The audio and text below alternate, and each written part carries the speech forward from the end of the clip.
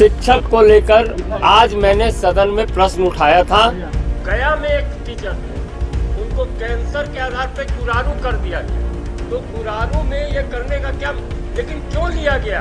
पहले तीन ऑप्शन मांगे गए थे और ऑप्शन मांगने के बाद आज तक उस पर कार्रवाई नहीं की गई और पोस्टिंग ऐसे जगह की गई कि जो गोपालगंज मांगा उसको कटिहार भेज दिया गया।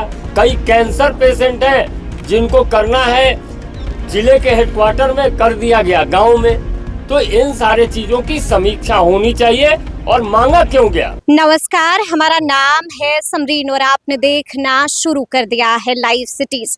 देखिए, आप बखूबी जानते हैं कि विधान मंडल का सत्र चल रहा है और लगातार हम आपको दिखा रहे हैं कि किस तरह से विपक्ष हमलावर है। लेकिन हम आपको बता दें कि आज सदन के भीतर एक बार फिर से शिक्षकों की ट्रांसफर पोस्टिंग का मामला उठा था और बड़ी बात यह है कि इस बार शिक्षकों की ट्रांसफर पोस्टिंग का मामला उठाया है बीजेपी एमएलसी संजय मयूख ने। देखिए, साफ साफ क्या कुछ पूछ रहे हैं, क्या कुछ कहा है उन्होंने। सबसे पहले आप बीजेपी एमएलसी संजय मयूख को सुनिए।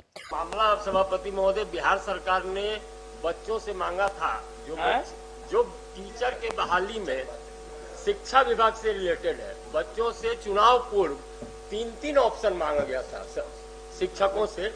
हमारे सामने तो बच्चे ये अभी उठाने का प्रश्न नहीं है। नहीं महोदय, बड़ा मार्मिक प्रश्न है। एक केस आया है, इसलिए सूचना पर हूँ सभापति महोदय। गया में एक टीचर थे, उनको कैंसर के आधार पर गुरारू कर दिया गया।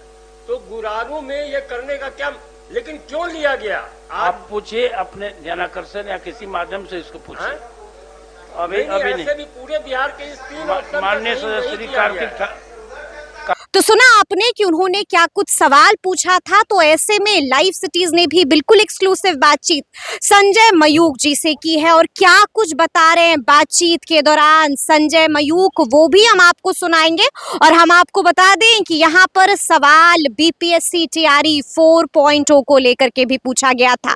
क्या कुछ जवाब दिया है संजय मयूख ने, उनको आप सुनिए। संजय मयूख जी, आज हमने देखा कि आपने अंदर में ट्रांसफर पोस्टिंग का मामला उठाया था, शिक्षक बड़े परेशान।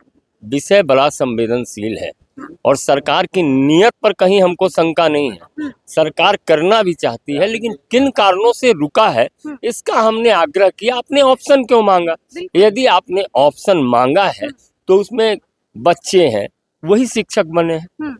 महिलाएं, मतलब लड़कियां हैं, बच्चियां हैं जिनकी शादी नहीं हुई है, उनको सुदूर जिले में डाल दिया गया। जब तीन ऑप्शन आपने मांगा तो उस ऑप्शन पर आपको ध्यान देना चाहिए। तो हमको लगता है इस दिशा में अविलंब काम होना चाहिए। कई कैंसर पेशेंट हैं। खबर तो ये भी आ रही है कि शिक्षा विभाग नई ट्रांसफर पॉलिसी लाने जा रहा है, गाइडलाइन तैयार की जा रही है। हर दिन पॉलिसी नहीं बदली जाती। जब आपने मांगा था तो आपको कार्रवाई करना चाहिए और फिर से हम ध्यानाकर्षण में लाएंगे।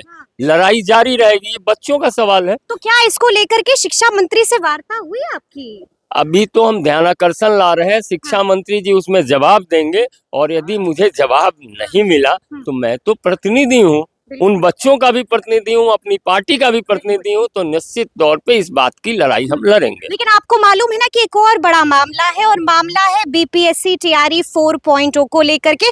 आपको हम बता दें कि 16 तारीख को पटना की सड़कों पर उतरने जा रहे हैं अभ्यर्थी। नहीं, निश्चित तौर पे इस दिशा में शिक्षा विभाग को संज्ञान लेना चाहिए। शिक्षक को लेकर आज मैंने सदन में प्रश्न उठाया था। सीधे तौर पे पहले तीन ऑप्शन मांगे गए थे और ऑप्शन मांगने के बाद आज तक उस पर कार्रवाई नहीं की गई और पोस्टिंग ऐसे जगह की गई कि जो गोपालगंज मांगा उसको कटिहार भेज दिया गया।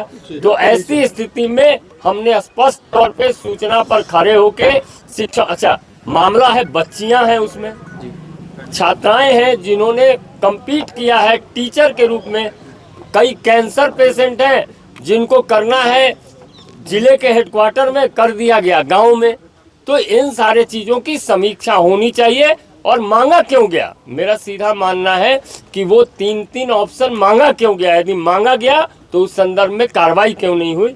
तो सुना आपने क्या कुछ कह रहे हैं संजय मयूख, बड़ी बात कह दी है और साफ साफ कह दिया है कि इस मामले को हम दूर तक लेकर जाएंगे। क्या कुछ कहा वो आप सुन चुके हैं, तो अब देखना होगा कि शिक्षकों को राहत और गुड न्यूज कब मिलती है। तो फिर ये पूरी बातचीत, ये पूरा वीडियो आपको कैसा लगा है, कमेंट करके हमें जरूर बताइएगा। तो ऐसे तमाम अपडेट्स के लिए बिल्कुल ऐसे ही हमारे साथ बने रहिएगा और देखते रहिएगा लाइव सिटीज। बहुत शुक्रिया।